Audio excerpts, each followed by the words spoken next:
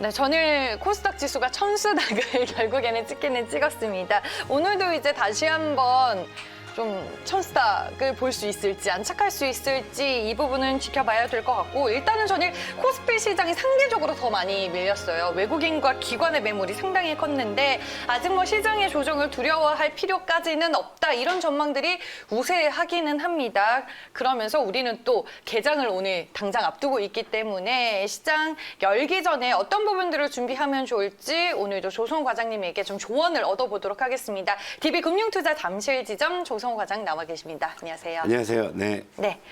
조성호의 퍼스트 클래스에서는 여러분들의 상담 신청을 받고 있습니다. 뭐 업종, 섹터, 업황에 대한 질문도 좋고요. 투자자분들의 뭐 계좌 점검이나 이 포트폴리오 점검도 저희 퍼스트 클래스에서 조성호 과장님이 도와드리고 있습니다. 주저하지 마시고 027-4875, 027-4875로 전화 주시면 되고요. 샵 2034로 문자 남겨주시면 되니까요. 오늘도 상담 신청 많이 해주시길 바라겠습니다. 그럼 조성호의 퍼스트 클래스 본격적으로 시작할 텐데 오늘의 주제 먼저 공개하겠습니다.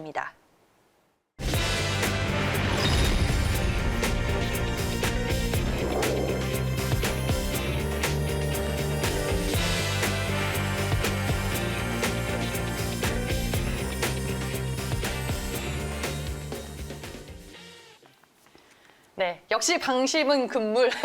네, 어제 장 초반에는 또 시장 분위기가 상당히 좋았는데 네. 좀 밀렸죠. 예, 아침에 이제 네. 시작하자마자 이제 천스닥을 보여줬으니까 시장이 이제 봤지? 하거나 내려갈게 하는 좀 그런 모습이었는데, 근데 제가 어제 주제, 여러분 어제 방송 보시면 아시겠지만 맑은 하늘에 이제 몇 개의 구름 말씀을 좀 드렸고, 또 네. 이제 그 중에 뭐 이제 수급 불균형이라든지 이제 환율이라든지 이제 요 부분을 말씀드렸는데, 어제 안 그래도 좀 수급이 좀 많이 좀 흔들리는 그런 모습이 좀 나타나면서 코스피의 낙폭이 좀 크게 나왔어요. 그래서 요것도 좀 한번 점검을 해보도록 하죠. 코스피 차트를 한번 볼게요. 네.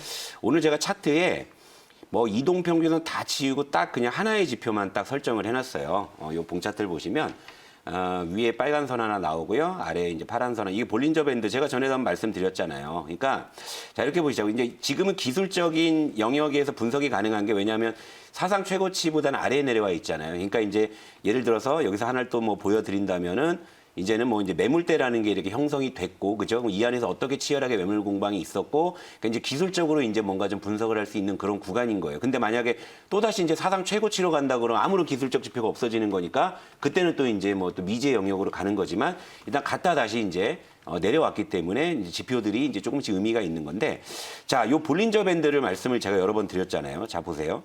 자, 제가 항상 이제 그 주가에 거의 99%의 확률은 이 밴드 안에서 움직인다 이러다가, 이제 코스피가 자, 상승을 할 때도 밴드 상단을 벗어나지 않다가, 아시죠? 삼성전자, 현대차가 갑자기 치고 올라갈 때 밴드 밖으로 벗어났었다. 그런데 다시금 이제 왜곡된 주가는 밴드 안으로 들어온다. 그리고 지금은 현재 밴드의 상하단이 다시 이제 좁혀지고 있는 그런 과정이에요. 그러니까 이제 그런 과정에서 시장의 변동성은 뭐 몇 번 더 뭐 나올 수도 있는 그런 상황이긴 해요. 그런데 그런 어떤 변동성이 수급적으로 굉장히 좀 극단적으로 나오니까 이제 여러분들이 이제 그 불안감이 이제 커지셨을 건데, 예를 들면 어제 또다시 이제 수급이 어떤 기록적인 수급이 한번 나왔잖아요. 예를 들면 개인이 코스피를 무려 또 4조 2천억을 매수했잖아요. 이것도 전에 4조 원대 매수하고 아마 살짝 더 사서 아마 또 거의 유례 없이 아마 사상 최고 순매수 아마 기록으로 그렇게 저는 알고 있는데, 그리고 기관이 2조 2천억을 팔았죠.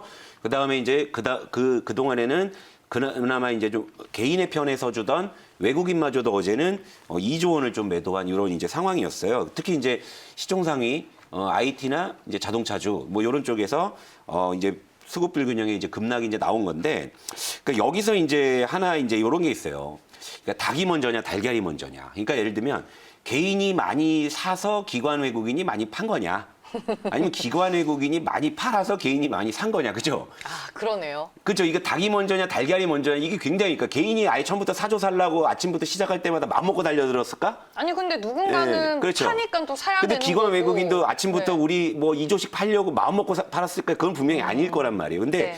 요거를 가늠할 수 있는 지표가 하나 어제 이제 통계상으로 보면 프로그램 매도예요. 그러니까 어제 기관 외국인이 4조 2천억을 팔았는데, 그 중에 무려 2조 7천억 원이 프로그램 매도로 나온 거죠.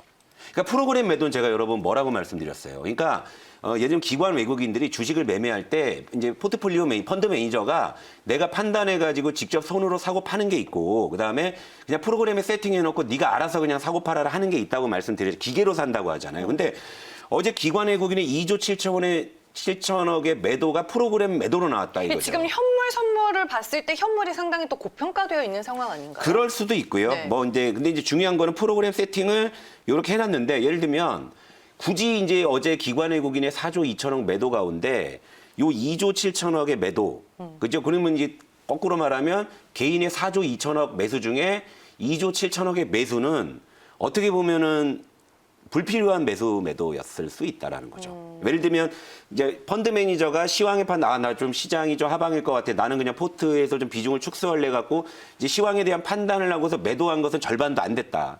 그리고 개인들이 샀을 때는 뭐 개인들이 프로그램을 돌리진 않겠지만 그러니까 개인들은 좀 약간 이제 이런 상황에서 이제 맹목적인 매수가 계속 이제 들어왔다라는 것이고 예를 들면 삼성전자, 현대차 같은 이런 시총상위 대형주가 이제 급락이 나오니까 뭐 계좌에 돈 있으면 일단 사자 뭐 이런 거였는데 그러니까 제가 볼 때는 이제 닭이 먼저냐 달걀이 먼저냐의 이런 이제 논리에서 어제 프로그램 매도의 어떤 비중을 본다면 결국엔 좀 개인들이 좀 너무 좀 이제 밑에서 계속 사려고 드니까 프로그램이 계속 이제 매도를 하는 좀 그런 양상이 기록적인 또 수급의 어떤 결과를 초래한 게 아닌가 좀 이렇게 보는데 좀 개인들이 뭐 좀 아쉬운 게 이제 좀 아무리 뭐 좀 이렇게 유동성이 좀 풍부해도 그러니까 약간 좀 너무 좀 맹목적으로 그러니까 예를 들면 어제 개인이 덜 샀으면 덜 팔을 할 수도 있는 거고 뭐 사실 이런 논리가 좀 가늠이 되는 부분이고요. 네. 그다음에 이제 그러면 이제 삼성전자 이제 종목으로도 한번 가볼게요.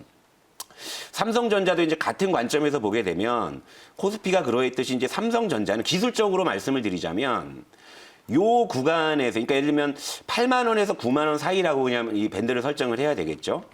요 사이에서 그냥 등락을 반복할 가능성이 커요. 하지만 이제 등락폭이 뭐 이제 과거 같으면 뭐 2% 오르고 뭐 2% 빠지고 뭐 이런 게 아니고 어제처럼 뭐 오를 때는 뭐 한 3, 4% 오를 수도 있고 빠질 때는 3, 4% 빠질 수도 있지만 결과적으로는 다시 이제 주가가 요 위 아래 이제 밴드에 들어왔기 때문에 이제 이 밖을 이제 다시 뚫고 나가거나 이 아래를 뭐 깨고 내려간다라는 그런 계산은 지금 당장 안 나옵니다. 그러니까 당분간은 좀 변동성은 있을지언정 시장은 그냥 삼성전자 주가를 기준으로 봤을 때는 뭐 요 정도 선에서 갈 수 있을 거다 이렇게 좀 생각을 하고 네. 그리고 이제 여기서 이제 또 하나 제가 좀 개인들의 어떤 좀 지금 매매 어떤 패턴에서 좀 뭔가를 좀 하나 말씀을 드리자면 지금 삼성전자가 이제 최근 1월 달에 종가 기준으로 9만 원 위에서 끝난 것은 딱 이틀밖에 없어요. 이틀밖에 없고 이럴 때 이제 좀 너무 개인 투자자들이 10만 전자라는 상징적인 숫자에 좀 너무 몰입해 있으신 게 아닌가라는 생각이 많이 들거든요. 그러니까 저는 이렇게 그냥 간단하게 생각하면 이런 거예요. 그러니까 삼성전자를 9만 원에 사서 10만 원 가봐야 10% 오르는 거거든요. 근데 시장에는 삼성전자가 아니어도 10% 이상의 기대 수익을 주는 종목들은 무수히 많다라는 거죠. 그러니까 근데 어제 또 다시 보면은 삼성전자에 개인이 무려 1조 4천억의 또 매수세를 또 밀어 넣었단 말이에요. 그러니까 이런 걸 보면은 약간 좀 시장이 약간 이제 어떤 이 바라보는 어떤 시각이 너무 좀 한쪽으로 몰려 있고 뭐 일종의 이제 심리학적인 용어로 따지면 이제 확증 편향의 좀 그런 좀 이 패턴이 좀 보이기 때문에 이런 부분들도 여러분들께서 좀 참고하시면 좋을 것 같고요. 네. 예, 말씀하세요 이제. 네, 아니 그리고 저는 이제 전화번호 고지해드리려고 예, 잠깐 좀 끊어달라라고 옆에서 계속 신호를 드렸습니다. 저희가 이제 뭐 시장을 대표하는 종목들 위주로 시장을 네. 좀 분석해주고 계시는데 뭐 업황이라든지 섹터, 종목 그리고 전체적인 시장에 대한 투자 전략도 다 좋습니다. 02전에 4875로 방송 중에 전화를 주시면요. 저희가 뭐 방송 중에 짧게라도 시간이 되면 상담을 도와드릴 수 있는 거고 방송이 끝난 이후에도 저희가 친절하게 상담을 도와드릴 거니까요. 02전에 4875로 많은 연락 주시길 바라겠습니다. 종목 얘기 이어가시려고 예, 했죠. 그래서 현대차도 보려고. 예.